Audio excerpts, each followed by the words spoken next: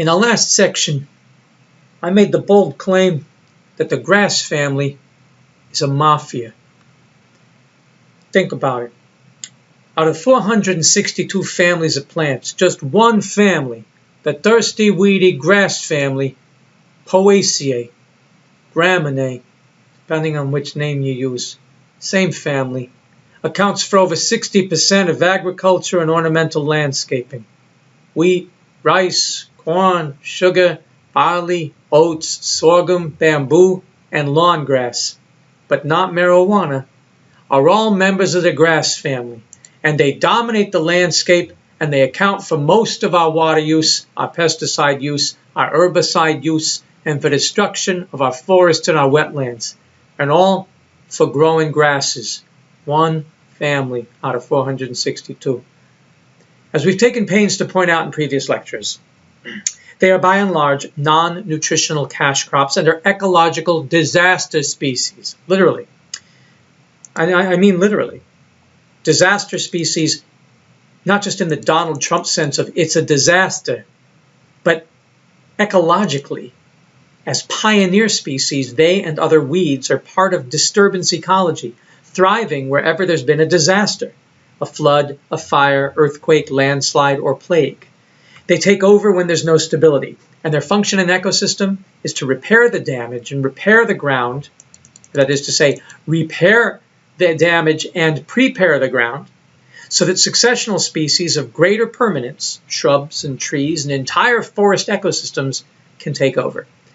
Some grasslands thrive where the climate and weather and animal herds maintain a high degree of disturbance. But even there, the role of the types of grasses that humans have become addicted to becomes somewhat limited as perennial deep-rooted grasses take over and allow an interspersion of other plant families to form a shifting but niche-parsing and stable mosaic of biodiversity. We humans have broken the rules. We've shortcutted the process and allowed the annual disturbance regime to rule.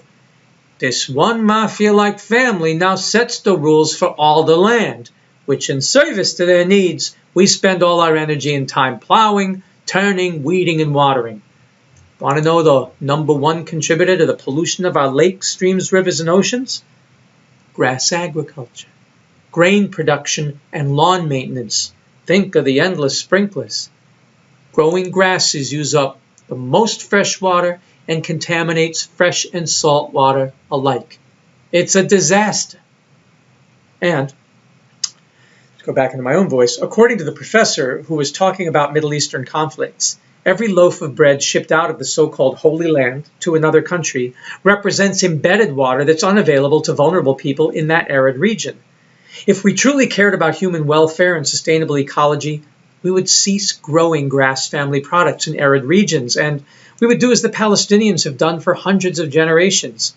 We would rely on agroforestry, on perennial trees and shrubs for both domestic use and agricultural exports. Pomegranates, almonds, olives, dates, all of that. These plants represent a variety of families and ecological niches and use very little water relative to the grasses, particularly since, when grown polyculturally, they develop root systems that maintain moist soils and recharge aquifers and create canopies that create microclimates that encourage the formation of rain clouds. We could rightly say that it was the shift to large-scale grain agriculture and the transformation of fields and forests into grazing grasslands that caused the desertification now causing such conflicts and misery. The way back to the Garden of Eden could be as simple as a defeat of the grass family mafia. In my own life, as a Nexus thinker, I try to avoid grasses wherever possible, just to give a chance to the other families of plants. I use buckwheat in the family Polygonaceae, which bees love, rather than wheat, which is a grass in the Poaceae. And I make cauliflower rice. Cauliflower is in the Brassicaceae, the mustard family, rather than oryza, which is in the Poaceae. And almond meal, prunus, in the Rosaceae, rather than cornmeal, Zea maize, in Poaceae. And for lawns, I prefer edible sedges like Cyperus esculentus in the Cyperaceae, sometimes called earth almond or chufa, that has tuberous roots that can be eaten. See, there are so many substitutes that can conserve water and keep it from being polluted, all while providing much more nutritious food. But does that mean that grasses are to be completely shunned by the Nexus thinker? No. A Nexus thinker sees the utility of all parts of a system. Once the mafia-like power of the grass family has been wrested away from the Poaceae, they have definite uses. In India, for example, when I was with the India Youth Climate Network documenting environmental solutions in 2009, on the trip where I discovered urban home biogas, we heard a different story. The American producer of the tour got us an invitation to visit a pharmaceutical company that's famous for its environmental green credentials. But the grounds of the pharmaceutical company were surrounded by a huge lawn that was constantly being maintained. Lots and lots of water. The producer got irked and said, "How can you call yourself green and yet have such a huge lawn?" The CEO replied, "Madam, the lawn is beautiful, but you are right, that would not justify its presence. But you should know that here we don't use any pesticides or herbicides, and that our lawns are cut by solar-powered electric mowers. They are irrigated with recycled wastewater, so they help us recharge the aquifer by helping to filter the water. But more than that, we use the grass to power much of our pharmaceutical labs and processes. The grass is the raw material for our pyrolysis gasification process that generates heat to boil water, creates steam and electricity, and sterilize equipment. So we're literally growing our own fuel. A full life cycle analysis would reveal whether the inputs for growing the grass to make the fuel for the industry had a positive benefit-cost ratio relative to what it takes to create and transport fossil fuels. But since the energy is coming from the sun and the water is reclaimed wastewater, it's hard to see the downside. In California, during one of the emergency droughts, I worked on converting a foreclosure house into an eco demonstration home, and we faced the decision of whether to convert the lawn to a xeriscape garden filled with rocks and cacti and low water plants. But the owner of the property wanted a place for his kids to play ball that could take the disturbance. Grasses are good at that. So what did we do? Because of a brave group of eco-warriors called the Greywater Guerrillas, California had passed laws allowing homeowners to irrigate using the dirty water coming from their showers and sinks and dishwashers and clothes washers. This so-called gray water actually has nutritional value due to the fats and the oils and phosphorus in detergents and soaps. So used properly, it can be used to maintain a lush green lawn even during the most severe droughts because of the sheer amount of water the average modern home discharges every day, normally lost to the sewer system and usually causing problems. So here we were using Nexus thinking to solve these problems, and nobody could complain that we were wasting water by embedding it in a lawn or letting it transpire to the dry atmosphere, because it was wastewater. Nexus thinking compels us to think things through on a case-by-case basis and ask, are the trade-offs worth it? Often the problems are issues of scale and the market forces, particularly speculation in commodities markets, that drive growers to try to maximize profits and yields by using unsustainable practices. One of the cases in embedded water that also affects my lifestyle choices because of the sheer amount of water used, wasted, and contaminated is cotton growing.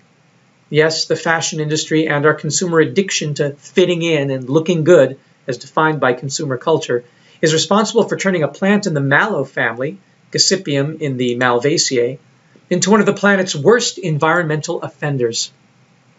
As is pointed out by the World Wildlife Fund in the Impact of a Cotton T-Shirt, How Smart Choices Can Make a Difference in Our Water and Energy Footprint, which you can find at worldwildlife.org/stories/the impact of a cotton T-shirt, quote, your favorite T-shirt is made from more than cotton and memories. One key ingredient that doesn't show up on your shirt's label is water. Amazingly, it can take 2,700 liters to produce the cotton needed to make a single T-shirt. This is the unseen or virtual water we consume every day. So while it's important to fix leaky taps and buy efficient washing machines, the water we use at home is only part of our total water footprint, end quote. The article states that, quote, 70% of all the water people use globally is dedicated to agriculture. And they cite in particular thirsty crops like sugar and rice and say water is essential for the food we eat as well as crops like cotton. It also talks about the amount of virtual water embedded in our obsession with overwashing our clothes. 40 gallons per wash on average, and encourages us to take steps to reduce our water footprint by being aware of embedded water everywhere, saying, take a refreshing cola or cold beer, only a fraction of the water involved actually goes into the bottle. Most of it is used to grow the sugar cane or barley these drinks are made from. The article goes on saying, your smartphone may not make you think of water, but from mining essential minerals to washing microchips, that little gadget has a substantial global water footprint. The amount of fresh water available to meet the needs of people and nature is limited, but the demands grow year by year. We have to get smarter about how we use water, end quote. The World Wildlife Fund also tells us that it, quote, works with farmers and businesses that buy their crops to develop sustainable farming methods. This takes the strain off water supplies. From farmers in Pakistan and India to CEOs in the United States and South Africa, we're helping people to use water more responsibly. With WWF's support, the Better Cotton Initiative is working with farmers to grow cotton with less water. In Pakistan, the initiative has worked with 75,000 farmers who, as a result, have reduced their water use by 39% and increased their income by 11%. They also used 47% less pesticide and 37% less chemical fertilizer. That's good for them, good for other communities downstream, good for the fish, birds, and other creatures that depend on rivers and wetlands, and good for people like you who care about where your t-shirts come from, end quote. Now, what is not considered in these better practices initiatives is that we don't have to use cotton at all. Once again, we're dealing with a mafia of certain plants and practices when there's so many alternatives, when there's so much biodiversity to cooperate with that could more drastically reduce or even eliminate pesticides and herbicides and obviate excess water use. Here's some of them. Hemp, in particular, is well known to be a superior alternative, but it suffers from severe political barriers. My family and I have bought and worn hemp jeans and hemp shirts. We've also gotten great clothing made from blends of bamboo, hemp, linen, or flax, silk, which uses fibers from the silkworm fed on sustainable mulberry tree leaves, a form of agroforestry, which is very helpful, and others. All of these use and contaminate far less water.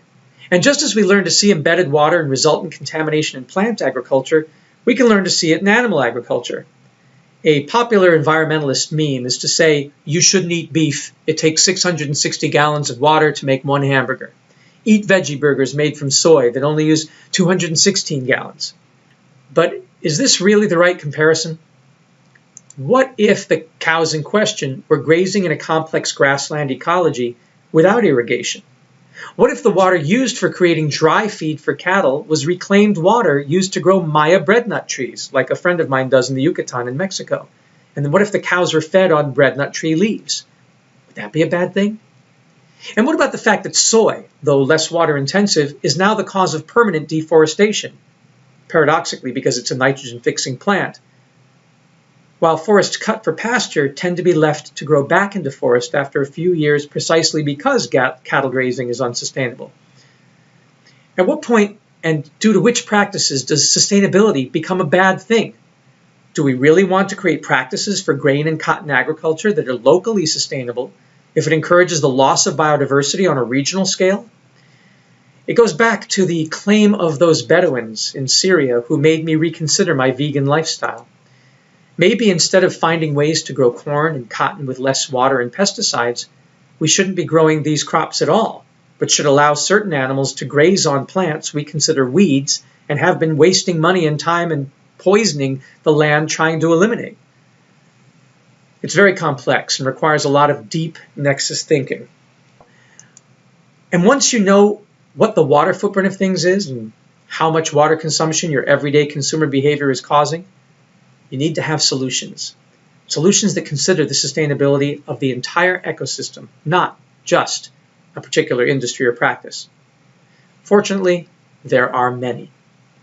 So in conclusion, once we begin to see embedded water or virtual water in everything we use, and when we use Nexus systems thinking to evaluate the pros and the cons through a full life cycle analysis, and with both micro and macro views and multiple time-space scales, and couple that way of seeing the world with a realization that we have many alternatives, alternative plant and animal species, alternative energy sources, alternative farming and industrial practices, we can be better able to choose paths that lead to better outcomes. As long as we remain ignorant of our options, we allow a mafia of plant families, plant genera, and plant species, a mafia of animal species, and a mafia of unsustainable practices to dominate our lives. We can do better. The first step is to learn to see where the water is, where it's going, and how it's being used, and then to see the options. Then we can decide.